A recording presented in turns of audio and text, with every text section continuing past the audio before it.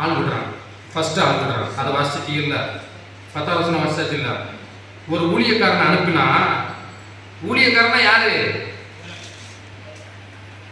தோட்டக்காரன் பெருசா ஊழியக்காரன் பெருசா? அதாவது தோட்டக்காரங்கிறது கான்ட்ராக்டர், ஊழியக்காரங்கிறது எஜமானி கீழே வேலை செய்யற ஒரு அந்த பெர்மனன்ட் ஸ்டாஃப். தோட்டக்காரன் யார் அடிக்கான்?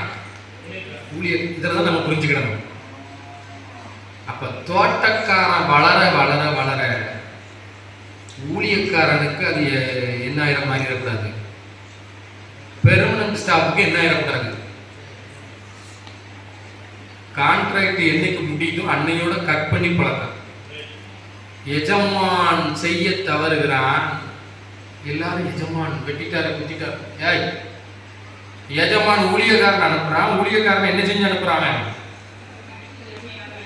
ஒண்ணு வேறு அடிச்சு போட்டு உனக்கு ஒண்ணு கிடையாதுங்க. ஏன் நீ எனக்கு கொடுக்கணும்னு சொல்லித்தான் உனக்கு என்ன இருக்கு, என் இடத்த கொடுத்துருக்கேன்.